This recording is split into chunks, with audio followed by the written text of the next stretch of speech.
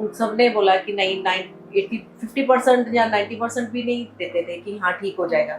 ये कहते थे कि हाँ अंकल हम ऑपरेशन कर देते हैं, पर कुछ उम्मीद नहीं है। होम्योपैथिक के दवाई खाने से इनका इलाज इतना बढ़ गया कि दूसरी टांग भी उसी ग्रिप में आ गई। पीजीआई में हम दिखाए, वहाँ से उन्होंने सॉक्स पहनने को बोला। तब से 98 99 के से वो सॉक्स ही डाल रहे थे, लेकिन सॉक्स डालने से इनकी रुकने की बजाय वो बढ़ती गई। इनके पाँव की साइड की उंगली भी कटवानी पड़ी। लेकिन वहाँ के डॉक्टर हाँ, ने ये रीजन ना इतना बढ़ गया, रीजन ही नहीं दिया कि ये उंगली क्यों काटनी पड़ रही है। जब कनाडा में हमने वो साइड की अंगूठी कटवाई तो उन्होंने हमें वहम डाल दिया। वहम क्या, करके पाँव के साथ साथ टांग भी काटनी पड़ेगी। उससे हमें इतना डर लगा कि तब हमने ये स्टेप उठा लिया।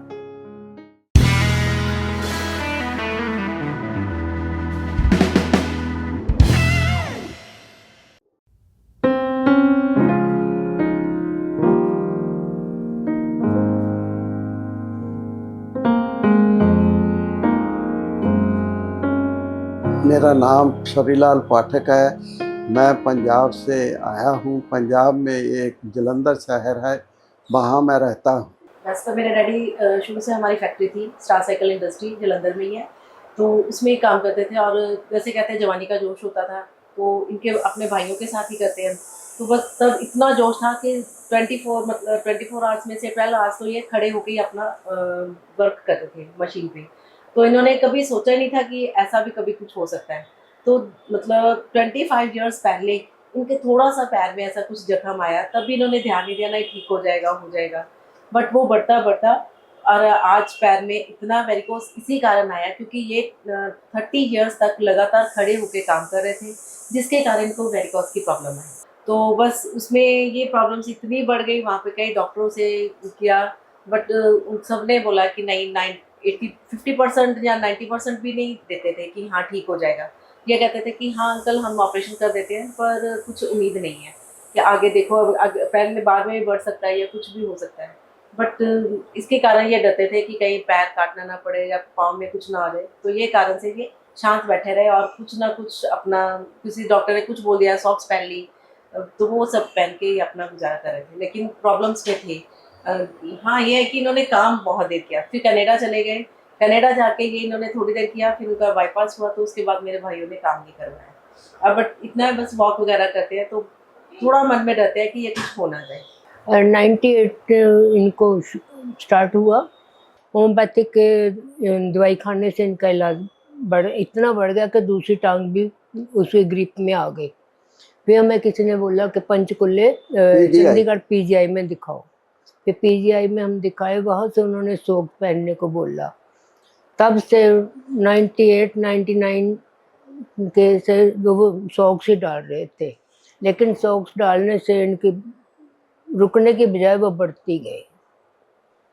ऐसा कि चलते रहे, इनको लगा नहीं मैं ठीक हूँ, लेकिन अंदर से प्रॉब्लम बढ़ती रही, इतनी बड़ी कि इनके पाँव की साइड की उंगली भी कटवानी पड़ी। लेकिन वहाँ के डॉक्टर हाँ, ने ये रीजन ना इतना बढ़ गया, रीजन ही नहीं दिया कि ये उंगली क्यों काटनी पड़ रही है, कि हम जो मेन कारण है उसका हाँ, इलाज करें। इसका कारण किसी ने बताया नहीं, इसका लेकिन कारण बताया नहीं, और वो उंगली काटने के बाद आज भी वो जख्म एज इट इज वैसे ही आगे बढ़ता जा रहा है।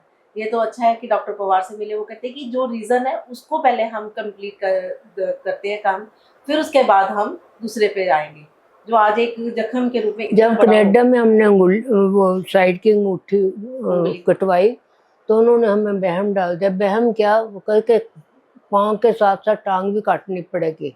उससे हमें इतना डर लगा कि तब हमने ये स्टेप उठा लिया, भी हम दिखाएंगे अब, क्योंकि ये जख्म बढ़ता ही जा रहा था। हाँ, उंगली काटने के बाद भी आज भी वो उंगली से और भी इतना पस आ रहा है और नीचे तल्ले तक आ गया, तो वो मतलब बढ़ ही रहा था, क्योंकि ऊपर से कोई इसका हुआ ही नहीं प्रॉब्लम सॉल्व। तो इसके कारण अब दूसरी टांग भी ग्रिप में आ गई थी, तो दूसरी टांग भी आ गई थी ग्रिप में।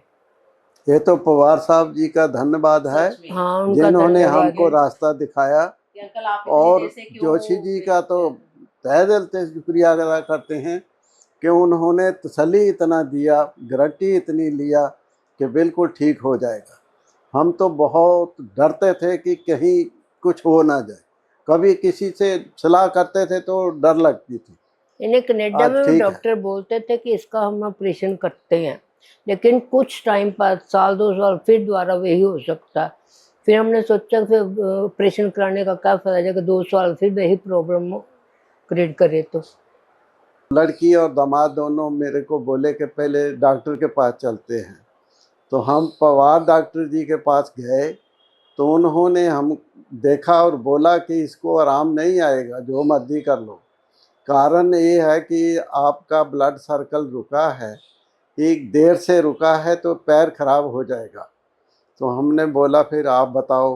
उन्होंने हमको जोशी जी का नाम बताया। जोशी जी का नाम बताया तो उन्होंने देखते ही हमको इतनी मीठी और सरलता की आवाज़ में बताया, तो हम बिल्कुल मोहित हो गए। उन्होंने बताया कि ये काफ़ी देर से है। मैंने बोला बिल्कुल ठीक है, मगर कोई भी डॉक्टर इसको हाथ नहीं लगाता था कि ये ख़तरनाक काम है। मगर जोशी जी इतनी मीठी आवाज़ और सरलता से बोले कि मैं इसको ठीक करूँगा, जो मर्जी हो।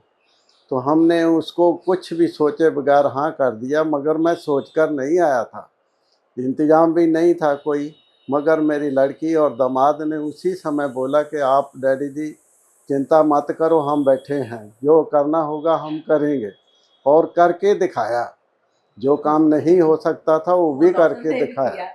तो डॉक्टर साहब ने हमारे को बोला कि 2 दिन के बाद आप आओ तो देखते हैं। तो उन्होंने फिर अपना इंतज़ाम किया और हमारा ऑपरेशन किया।